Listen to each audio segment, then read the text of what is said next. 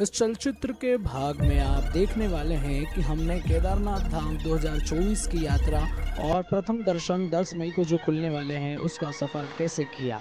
अब आगे।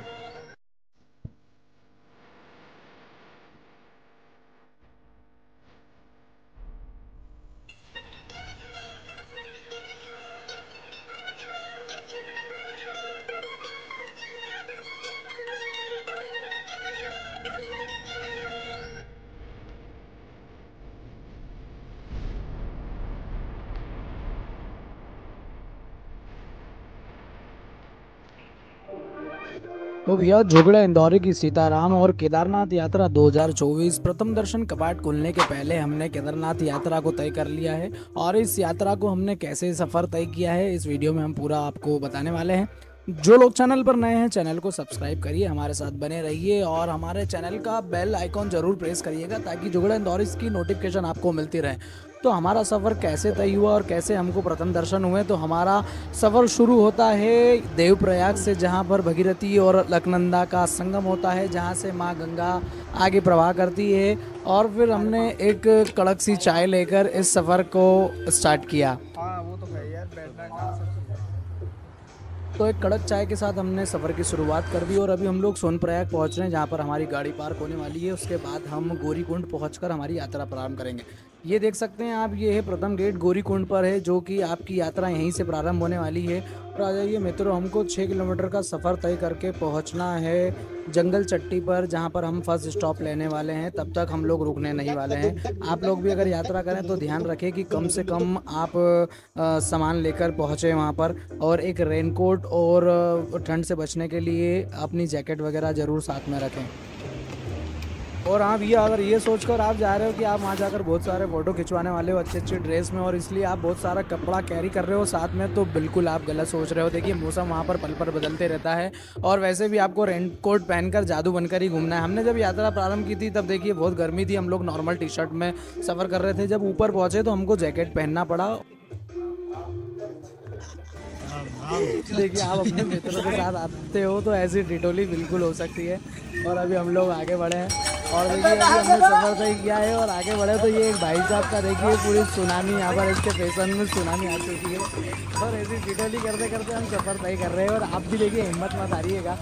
ट्रैक वैसे 24 किलोमीटर से ज़्यादा का है ऐसा लगता है हमको, पर आप हिम्मत मत हारिए, चलते रहिए। और साथ में एक लाठी नीचे से ही कैरी करिएगा, 20 रुपये के चक्कर में लाठी लेना मत भूलिएगा।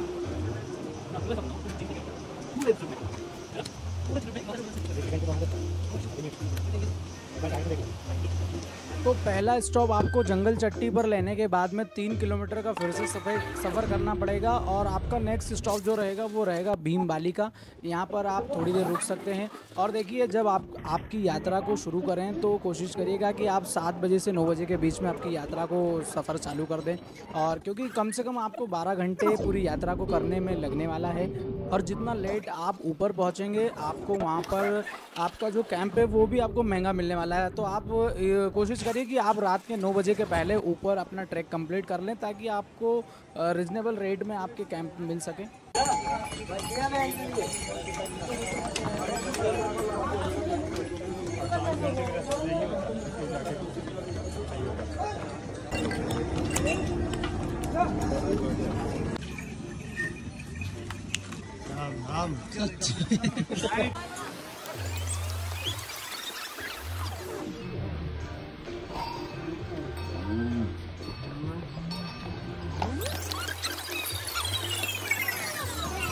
अच्छा, इन घोड़ों को देखकर क्या लगता है आपको कि आपको भी घोड़े का सहारा लेकर आपको सफ़र करना चाहिए केदारनाथ का? भगवान भोलेनाथ को पशुपति नाथ भी कहा जाता है और वो पशु प्रेमी रहे हैं और पशुओं से बहुत प्रेम रहा है। तो क्या पशुओं को ऐसे तकलीफ देकर भगवान का दर्शन करना उचित है?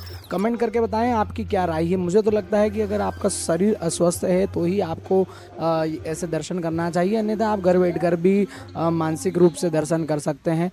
और खैर छोड़िए, कोई बात नहीं, हम आगे पहुंचते हैं। और आगे एक चीज़ का और ध्यान रखिएगा, देखिए कई सारे वीडियोस इंस्टाग्रामर्स और यूट्यूबर्स के द्वारा बनाए जाते हैं और वो वायरल हो जाते हैं कि केदारनाथ में बहुत भीड़ है ऐसा वैसा। तो एक बात ध्यान रखिए कि सब्जी के जो बाज़ार जो लगता है हाट बाज़ार, वहाँ पर भी भीड़ पड़ती है और फिर भी हम अपनी ज़रूरत पूरी करने के लिए सब्जी खरीदने पहुँचते हैं। ऐसे ही महादेव के दरबार में भी बहुत भीड़ और अन्य अन्य जगह से भक्त आते हैं और वहाँ भी बहुत भीड़ होती है। तो देखिए, जिसको महादेव जिस पर कृपा होती है महादेव की, वही दर्शन कर पाते हैं। तो ऐसा नहीं सोचना है कि हम दर्शन नहीं कर पाएंगे।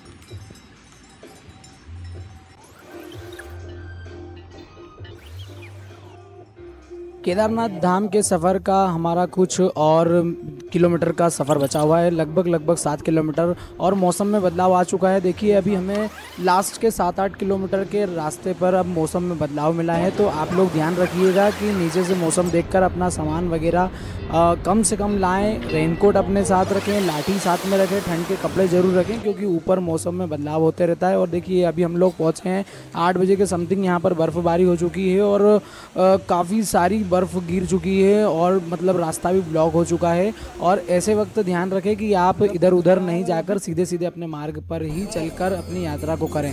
केदारनाथ घाटी में जब आप ऊपर की ओर पहुंचेंगे तो आपको कई तरह के नज़ारे देखने के लिए मिलेंगे, पर आप सतर्कता से अपनी यात्रा को पूरी करते रहें। एक बात का और विशेष ध्यान रखें कि आप जब केदारनाथ यात्रा कर रहे हैं, अगर आपने शुरू से ही तय कर लिया है कि आपको किसी साधन से ही आपकी यात्रा करनी है, जैसे कि घुड़सवारी या पिट्ठू या इनके माध्यम से, तो आप नीचे से ही अपनी सवारी को तय करके आएँ। क्योंकि रास्ते में यदि आप घुड़सवारी और इनको बुक करते हैं तो आपको कुछ अमाउंट ज़्यादा पे करना होता है। और देखिए, इनसे बार्गेनिंग नहीं करें, जितना मांगते हैं उतना कम से कम देने का इनको मतलब प्रयास करें, मतलब ऐसा ज़्यादा बार्गेनिंग नहीं करें। क्योंकि देखिए, 3-4-5 महीने के लिए ही इनका जो व्यवसाय है वो चलता है, उसके बाद में इन्हें ऐसे ही गुजारा करना होता है। तो या तो अपनी यात्रा आप पैदल करें, और यदि आप घुड़सवारी और इनके मेहनत भी देखिए बहुत लगती है। जब एक व्यक्ति को ही चढ़ने में इतनी थकान महसूस हो जाती है तो सोचिए आपके 50, 60, 70, 80 किलो के भारी शरीर को अपने पीठ पर लाद कर वो लोग आपको दर्शन करवाते हैं। तो जो भी उनका शुल्क बनता है, आप यदि हेलीकॉप्टर सवारी भी करना चाहते हैं तो आपको देखिए ऑनलाइन बुकिंग करना होती है। उसके लिए यदि ऑनलाइन बुकिंग नहीं मिलती है तो आप फिर इन सवारियों का साधन ले सकते हैं।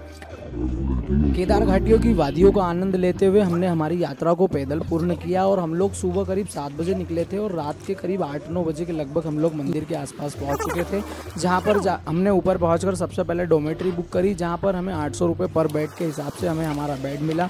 वहाँ हमने रेस्ट किया, रात भर आराम किया। सुबह 6 बजे उठकर हम लोग दर्शन करने के लिए देखिए बाहर निकले हैं और ये मंदिर के 2 किलोमीटर के आसपास का एरिया है जहाँ पर अभी हम विचरण कर रहे हैं। तो उसके बाद हम लोग आगे बढ़े और वास्तविकता जन्नत का नज़ारा आ रहा था, बढ़िया सा मौसम, ठंडा ठंडा मौसम। और ये आप देख सकते हैं यहाँ पर मंदिर के 1-2 किलोमीटर की दूरी पर ये हेलीपैड बना हुआ है जहाँ पर हेलीकॉप्टर उतरता है और यहीं से सवारी वगैरह बैठकर वापस नीचे की ओर जाती है।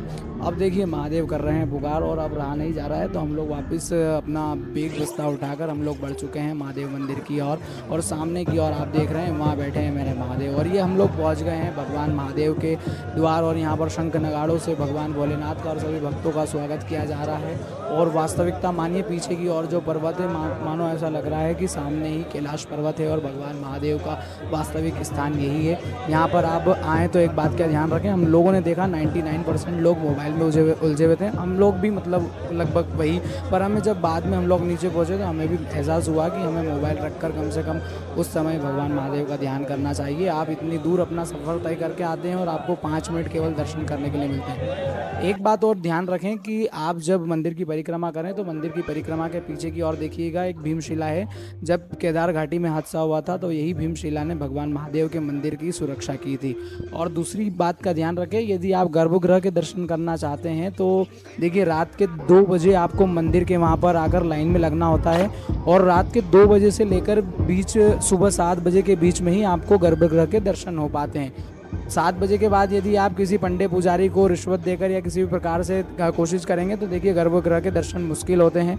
गर्भगृह का दर्शन जो है वो सुनिश्चित है रात में ही होते हैं, तो इस बात का विशेष ध्यान रखें। हर हर महादेव कमेंट करिए, चैनल पर नए हैं वो चैनल को सब्सक्राइब करिएगा। केदारनाथ की ऐसे ही अपडेट्स पाने के लिए जुगड़ा इंदौरी को फॉलो करते रहिएगा। और भी यदि आपकी कुछ क्वेरीज हो तो हमको कमेंट करके ज़रूर बताइएगा। हर हर महादेव, जय श्री केदार। आपकी यात्रा भी मंगलमय हो ऐसे हम कामना करते हैं।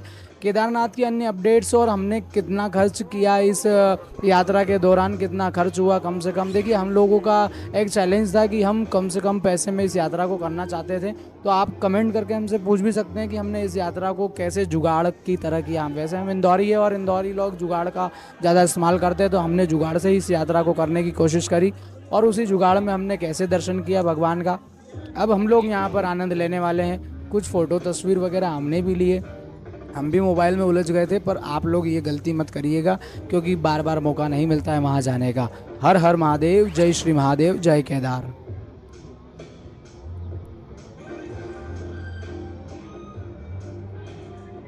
बाबा केदार का दर्शन करके अब हम लोग निकल पड़े हैं नीचे की ओर। नीचे उतरते समय हमारा जो सफ़र था हमने शुरू किया और लगभग हमने 5 घंटे में अपना सफ़र नीचे की ओर तय कर लिया था, शॉर्टकट को अपनाते हुए।